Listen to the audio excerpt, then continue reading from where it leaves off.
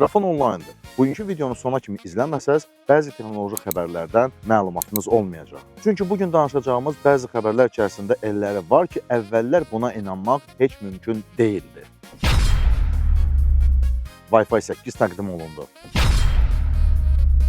Xiaomi'dən iPhone-a AirDrop vasitəsilə fayllar göndərmək mümkün oldu. Galaxy Z Fold 8-in ilk real şəkilləri internetdə yayılıb. Apple isə 26.5.1 yeniləməsini təqdim etdi. Bəzi iPhone istifadəçiləri üçün bu çox vacib bir yeniləmədir. Apple AirPods-un yerini ala biləcək tamamilə yeni bir device üzərində işləyir. Qapına abunə olun. Hər birinizə xoş izləmələr. Yeyib içməyə yanınızda neysə varsa, mən başladım.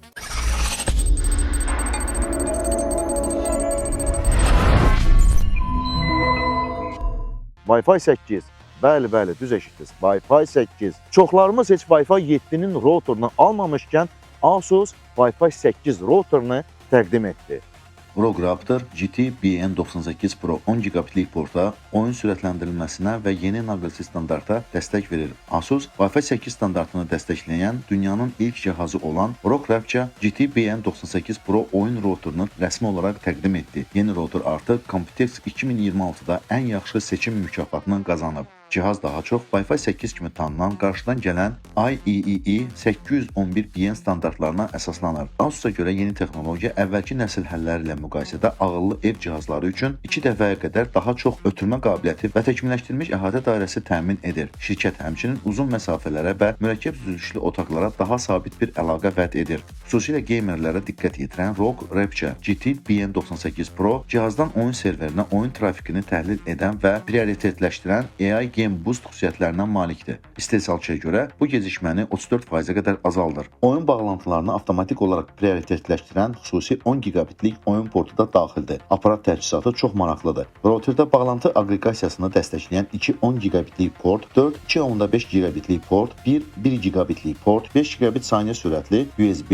və USB 2 portu, eləcə də alüminium örtüklü və təkmilləşdirilmiş istilik yayılması ilə yenilənmiş soyutma sistemi mövcuddur. Əlavə xüsusiyyətlərə AI Protection, VPN dəstəyi, bilən idarə edilməsi, LOT cihazları üçün xüsusi şəbəkələr və real vaxt rejimində Wi-Fi tıxanma monitorinqi daxildir. Satış tarixi və qiymətləri hələ açıqlanmayıb. İndi isə Android və iPhone istifadəçiləri üçün çoxdan gözlənilən bir xəbər. Bir neçə il bundan qabaq Xiaomi'dən iPhone-a faylın göndərilməsi fantastik görsənirdi. İndi isə bu artıq reallıqdır. HyperOS platformalar arası məlumat paylaşımları üçün AirDrop ilə inteqrasiya olunub, lakin bəzi xəbərdarlıqlarla. Çin brendi Xiaomi QuickShare sisteminə AirDrop dəstəyinin əlavə olunduğunu rəsmi olaraq təsdiqlədi. Artıq istifadəçilər üçüncü tərəf tətbiqləri olmadan Xiaomi və Apple cihazları arasında birbaşa foto və fayllar ötürə bilər. Bu əsasən məlumat paylaşımının uzun müddətdir məhdud olduğu Android və iOS ekosistemləri arasındakı boşluğu aradan qaldırmağa cəhddir. Texniki olaraq həll QuickShare sistem protokolu səviyyəsində tətbiq olunur və Apple cihazlarını əhatə dairəsində aşkarlaya bilir. Bu o deməkdir ki, iPhone, iPad və Mac-lar Xiaomi smartfonlarında paylaşım menüsündə görünə bilər, əgər onlar yaxındadırsa və AirDrop axtarış rejimi aktivdirsə. Bu yanaşma artıq digər Android istehsalçıları tərəfindən sınaqdan keçirilib, lakin kütləvi inteqrasiya hələ də nisbətən yenidir. Xiaomi bu xüsusiyyətini bütün cihazlarda və ya yalnız HyperOS-in ən son versiyasını işlədən modellərdə mövcud olacağını dəqiqləşdirməyib. Dəstəyin sistem yeniləməsi ilə əlaqəli olması ehtimalı var. Buna görə də yayın mərhələli şəkildə həyata keçirilə bilər. Əvvəlcə flaqmanlar, sonra orta səviyyəli və daha sonra aşağı büdcəli modellər. İndi isə keçək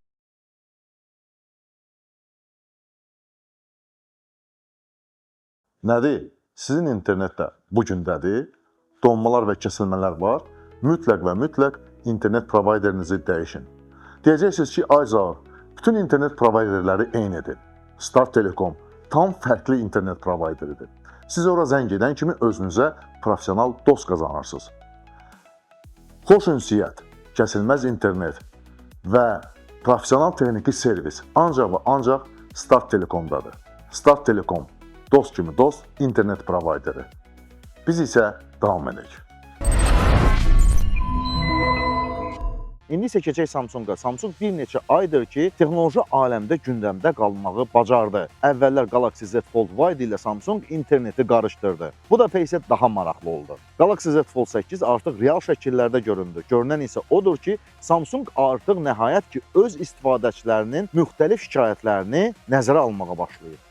Samsung Galaxy Z Fold 8 ilk dəfə real fotolarda göründü. Çox genişdir. Şəkillərə əsasən Samsung qatılan flaqman modellərinin əhəmiyyətli dərəcədə yenidən dizayn edib. Güman edilən Galaxy Z Fold 8-in bulanıq şəkilləri Karayev formunda yayılıb.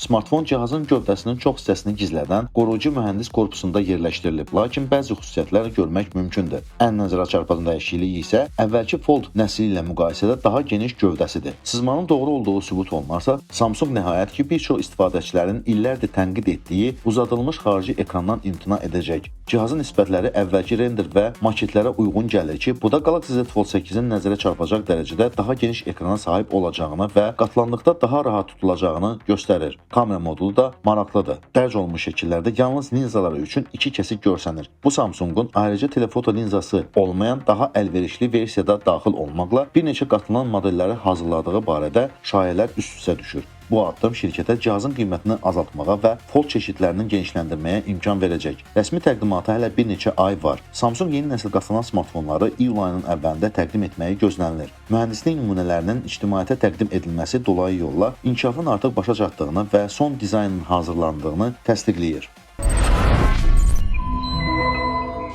İndi isə iPhone istifadəçiləri üçün ən maraqlı xəbər. Əgər iPhone istifadə edirsənsə, onda bu xəbəri mütləq izlə. Apple iOS 26.5.1 yeniləməsini etdi və əgər iPhone istifadə edirsənsə, onda bu xəbəri mütləq izləməlisən. Apple iOS 26.5.1 yeniləməsini etdi. Mütləq iPhone-larınızı yeniləyin.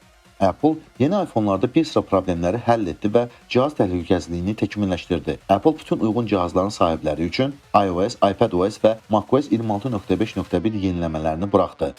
Biz artıq bu yeniləmələri quraşdırmışıq və sınaqdan keçirmişik. iOS 26.5.1-də mühəndislər iPhone 17 və iPhone Air-də cihazların tam enerjisi tükəndikdən sonra doldurulmasının qarşısını alan problemləri həll edib. macOS 26.5.1-də M5 çipindəki kompüterlərin sönməsinin qarşısını alan bir sıra səhvləri düzəldib. Buna görə də şirkət hər kəsə yeniləməyi tövsiyə edir. Nəzərə alın ki, iOS 26.5.1 quraşdırıldıqdan sonra sistem arxa planda faylları indeksləşdirərkən cihaz müvəqqəti olaraq qıza və batarya enerjisini daha tez itirə bilər. Gündəlik istifadədə heç bir ciddi problem müşahidə edilməyib. Bank tətbiqləri, mesajlaşmalar və xidmətlər etibarlı şəkildə işləyir. Gələn həftə isə biz iOS 27-nin təqdimatını gözləyirik.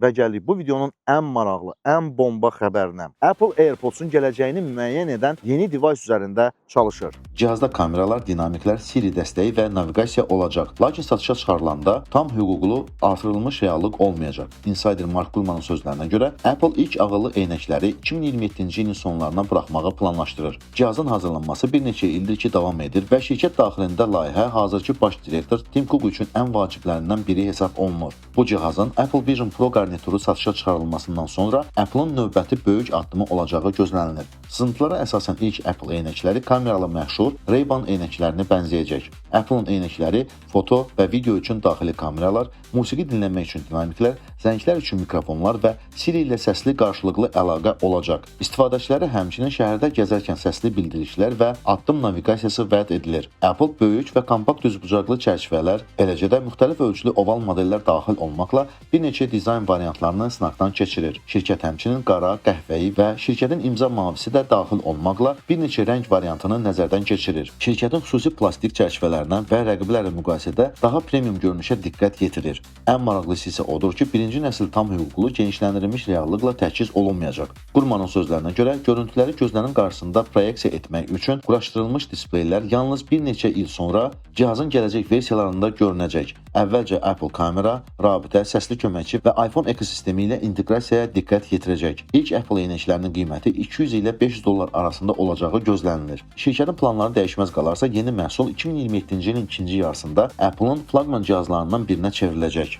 Zənnimcə Apple nə isə eləməlidir. Çünki artıq Apple istifadəçilərinə yeni rənglərdən başqa tamamilə yeni bir device'lar mütləq lazımdır. Əgər belə olmasa, düşünürəm ki, Apple istifadəçiləri arasında narazılıqlar daha da artacaq. Sizə iki sualım var. Birinci sual. Apple AirPods əvəzinə ağıllı eynəklərdən istifadə edilməsi ideyası sizcə necə bir fikirdir? Bu sizə gələcəyin texnologiyasından xəbər verir, yoxsa qəribə bir fikir kimi qalır?